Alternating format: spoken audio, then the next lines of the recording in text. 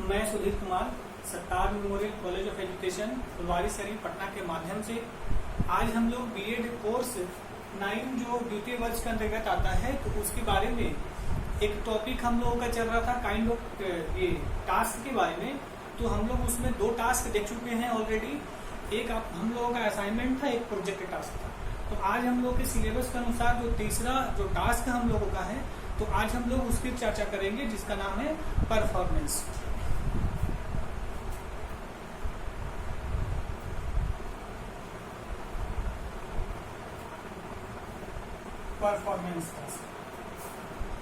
Performance task में हम लोग देखेंगे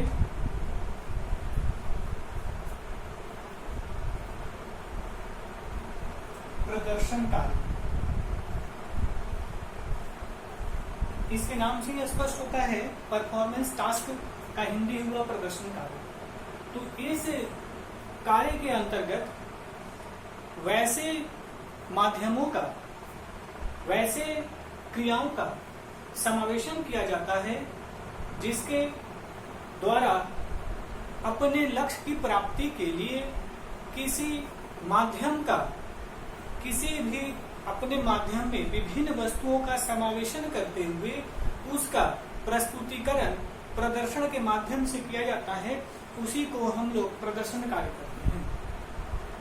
इससे स्पष्ट होता है कि अध्यापक जब अपने कक्षा में किसी भी विषय वस्तु का प्रस्तुतिकरण कर रहे होते हैं या अपने विषय से संबंधित किसी टास्क या कार्य को छात्रों को करने के लिए देते हैं और उसका संबंध जो है परफॉर्मेंस से जोड़ दिया जाए अगर प्रदर्शन कार्य से, तो उस कार्य के लिए जब भी उसको प्रस्तुतिकरण करना होगा, उसका जब बताना होगा, तो उसके लिए हम लोग विभिन्न वस्तुओं के माध्यम से उसको प्रदर्शन करें, अपने लक्ष्य की प्राप्ति करेंगे। तो सर्वप्रथम हम लोग जानेंगे कि परफॉर्मेंस टास्क के लिए आखिर इसका प्रयोग हम लोग क्यों करते हैं, आखिर इसकी मतलब इसकी आवश्यकता क्या है, इसमें क्यों इसकी आवश्यकता है, इसको क्यों विशेष माना जाता है।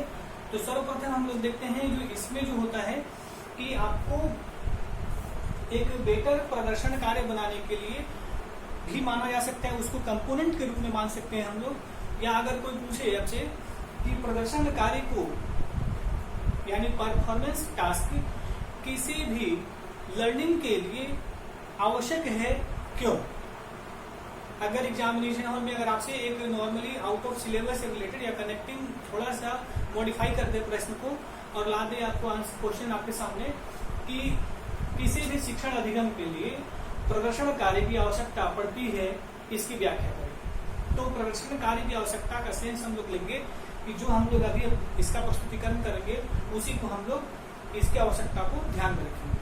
तो सबसे पहले हम लोग देखते हैं कि प्रदर्शन कार्य में क्या होगा।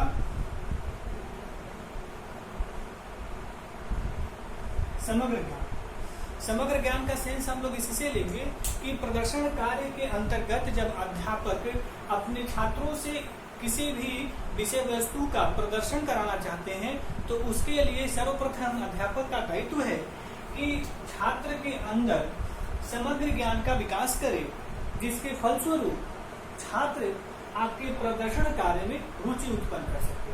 और ज्ञान का संबंध हम लोग इससे लेंगे कि अगर जिस विषय वस्तु से रिलेटेड प्रदर्शन कराना है छात्रों से तो उस विषय वस्तु का संबंध आपके ज्ञान से होना चाहिए।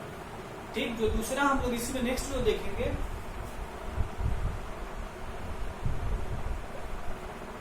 कौशल प्रक्रिया।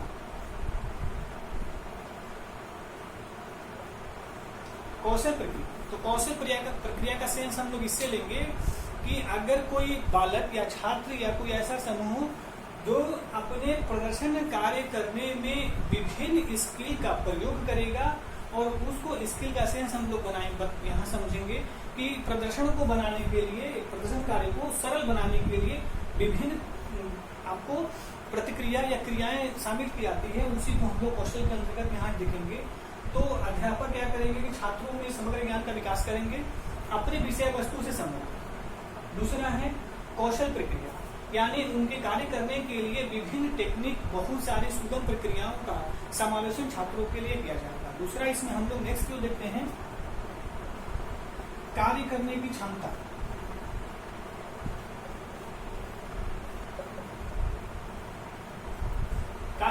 क्षमता। प्रदर्शन कार्य उन्हीं समूह या उन्हीं छात्रों से संभव हो पाता है जिनकी कार्य करने की क्षमता अच्छी होती है, समुचित होती है, जितनी आवश्यकता है उसके अकॉर्डिंग अपनी क्षमता का प्रदर्शन करते हैं, जिसके माध्यम से अपने विषय वस्तु का भी प्रभावशाली तरीके से प्रदर्शन कर पाते हैं। तो इस तरह से सबसे पहले हम लोग देख लिए कि प्रदर्शन कार्य जो है उसमें क्या होता है, और इसको कंप्लीट करने के लिए आपको प्रदर्शन कार्य को क्या क्या चाहिए। तो सबसे पहले समग्र ज्ञान चाहिए, आपके विषय वस्तु से संबंधित कौशल प्रक्रिया चाहिए, प्रदर्शन कार्य को सुगम बनाने के लिए विभिन्न क्रियाएं जो शामिल की जाती हैं उसको इसके अंतर्गत शामिल करेंगे। और नेक्स्ट जो है कार्य की क्षमता, यानी बालक के अंतर्गत कार्य करने की क्षमता होनी चाहिए, तो अगर वो कर पाएगा, नहीं तो नहीं कर पाएगा। दूसरा है हम लोग इसी को एक तरह से देखेंगे तो हम लोगों का यहाँ जो है एक रणनीति के रूप में इसको हम लोग एक रणनीतिक रूप में इसको समझते हैं कि यह जो है प्रदर्शन, किसी भी टॉपिक का प्रदर्शन करना हो तो उसको एक रणनीति यानी इस माध्यमों के माध्यम से हम लोग अपने प्रदर्शन को बेहतर तरीके से प्रस्तुत कर पाते हैं। जैसे एग्जाम्पल समझ ले कि अध्यापक जब कक्षा में पढ़ा रहे हो छात्र को, कि क्लासरूम में आप देखे होंगे, प्राइमरी में आप भी पढ़े होंगे, या ऐसे कॉमन है ये कि जब हम लोग दिखाते हैं किसी भी वस्तु का जलन, यानी जलना तभी संभव होता है कि जब वो ऑक्सीजन के संपर्क में आए। तो ऑक्सीजन में संपर्क में आएगा तब जाकर वो आपका कोई भी पदार्थ या कोई भी ऐसा जलने की परिस्थिति उत्पन्न होगी।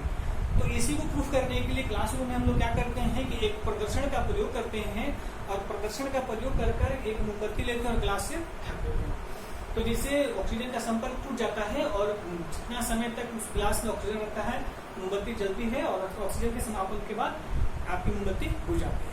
तो यह प्रदर्शन के माध्यम से आपका जो है विषय वस्तु, जो आपका टॉपिक था वह और सार्थक हो गया।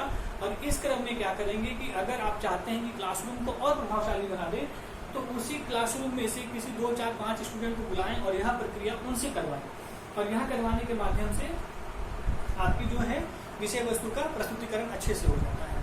तो अगर माना जाए कि ये हो गया। दूसरा, अगर आप प्रयोगशाला में ले जाते हैं किसी भी बालक को, और ले जाने के बाद उसको बोलते हैं जल बनाने के लिए, तो जल बनाने के लिए बोलते हैं, तो जल बनाने के लिए आपको समग्र ज्ञान होना चाहिए कि जल के लिए कौन कौन से कंपोनेंट चाहिए। तो आपको हाइड्रोजन चाहिए और ऑक्सीजन चाहिए। और कौशल प्रक्रिया आपकी इसमें यह हो जाएगा कि इसकी क्वांटिटी कितनी होनी चाहिए, 2 भाग इसका 1 भाग इसका। अगर थोड़ा भी वेरिएशन होगा तो आपका जल का निर्माण नहीं होगा। और कार्य करने की क्षमता, कोई अगर पहले से लगे समझ ले कि हमसे नहीं होगा या हम नहीं कर पाएंगे, तो वो तो पहले ही नहीं कर पाएगा। तो इस तरह से बालक जो है एक जल का कंप्लीट निर्माण करता है। तो ये आपका प्रदर्शन हो गया। इसी में एक और जो आता है, आप लोग देखे होंगे कि अगर माना जाए कि कक्षा क्रिया चल रही है संगीत के माध्यम से, तो संगीत की बहुत सारी कक्षाएं जो होती हैं उसमें प्रदर्शन कार्य सबसे ज्यादा होते हैं। या डांसिंग होता है, आपके जो है डांस के माध्यम से भी प्रदर्शन किया जा सकता है, कविता के माध्यम से भी प्रदर्शन किया जा सकता है। यानी यह आपके प्रदर्शन कार्य के एक यह भाग है जिसमें संगीत हो गया, डांस हो गया, ये सारे आपके प्रदर्शन कार्य के अंतर्गत आते हैं, जो अपने प्रदर्शन के माध्यम से अपने लक्ष्य की प्राप्ति करते हैं। दूसरा, इसका प्रदर्शन का प्रयोग हम लोग कब करते हैं, अगर आपसे कोई पूछे कि प्रदर्शन का प्रयोग हम लोग कब करते हैं,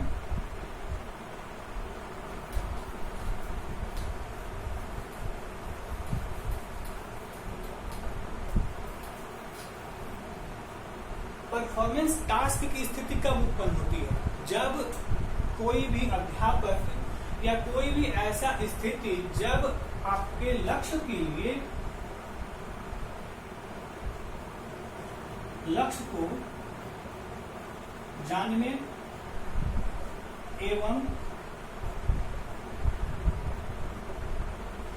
उपयोग की स्थिति के फलस्वरूप प्रदर्शन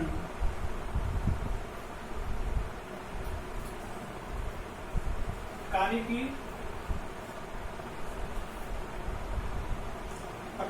की अवधारणा निर्मित होती है।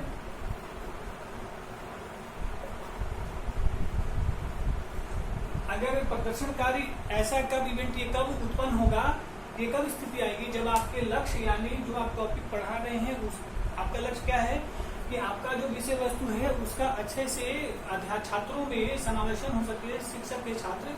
तो जब आपके लक्ष्य को जानने में और उसका यूज करने की स्थिति जब आएगी, तब जाकर आपका जो है प्रदर्शन कार्य की अवधारणा का निर्माण होगा। अगर कोई आपसे, अगर माना जाए क्लासरूम में पढ़ा रहे हैं कि ग्रेफाइट भी जो है विद्युत का सुचालक होता है, ग्रेफाइट भी विद्युत का सुचालक होता है, पूरा पढ़ा दिए क्लासरूम में, और कोई छात्र जो है पूछे अगर इसको यूज कोई करावे, यूज करके देखिए, जब यूज करेंगे तब जाकर प्रदर्शन की स्थिति होगी। तब हम लोग क्या करेंगे, ग्रेफाइट पेंसिल वाला जो ग्रेफाइट है उसको लेंगे, 2 तार लेकर एक बल्ब जलाएंगे। तो उस स्थिति में हम लोग अपने जो लक्ष्य था उसको जाने और उपयोग किए, तब जाकर हमारी प्रदर्शन की अवधारणा स्पष्ट हुई। तो इससे 2-3 और बातें स्पष्ट होती हैं। इसमें हम जो एग्जाम हॉल में जाते हैं तो ये सारे बातों का अवधारणा प्रस्तुतिकरण करने के बाद इसमें लिखेंगे कि इसमें आखिर क्या क्या इम्पोर्टेंट होता है और क्या नहीं होता है।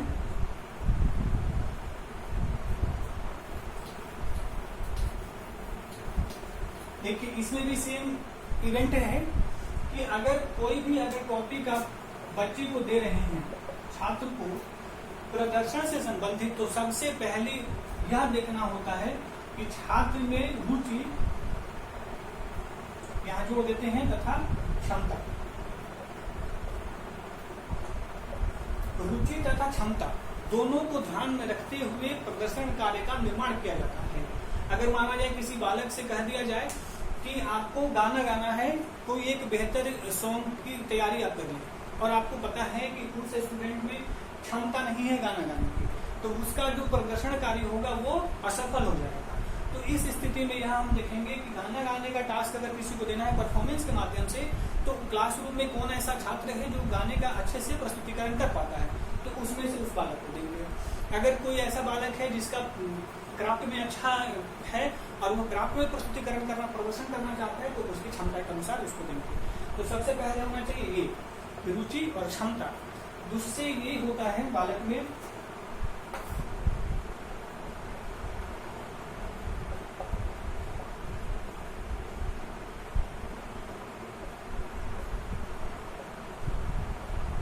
व्यापक चिंतन का विकास। इस प्रदर्शन का सेंस हम लोग इसको इससे जोड़ते हैं कि व्यापक चिंतन का विकास छात्रों में एक जो थिंकिंग पावर जो विकसित होगी उसी को हम लोग व्यापक बनाते हैं, जिसका प्रयोग जो बालक है अपने प्रदर्शन कार्य के साथ साथ सार्वजनिक क्षेत्र यानी सार्वभौमिक रूप से उसका प्रयोग कर सके। तो जब तक उसका चिंतन व्यापक नहीं होगा तब तक उसका प्रयोग व्यापक तरीके से नहीं कर पाएगा। तीसरा जो इसमें होता है, छात्रों को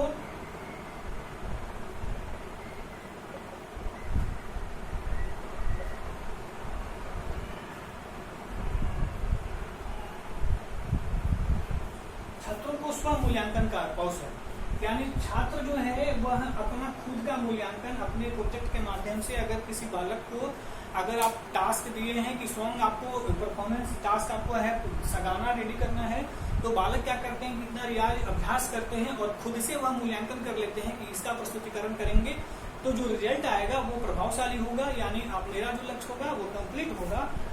तो इस तरह से अध्यापक अपने प्रदर्शन कार्य में स्व मूल्यांकन करने का उनको पूर्ण अवसर मिलता है और वह करते हैं और कर अपने कार्य को और सफल बनाते हैं। इसमें और एक और जो है, छात्रों में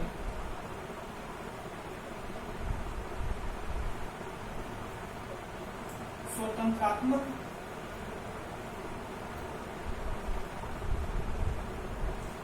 भावना का विकास होता है।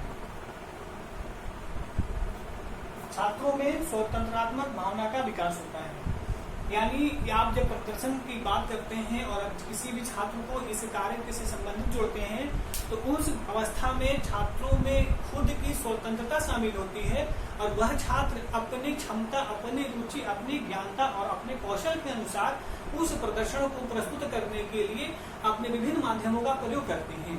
तत्पश्चात अपना मूल्यांकन, स्व मूल्यांकन करके अपने कार्य का प्रस्तुतिकरण करते हैं। इस तरह से छात्रों में पूरी स्वतंत्रता होती है उसे अपने अनुसार करने की। और नेक्स्ट जो हम लोग देखते हैं अध्यापक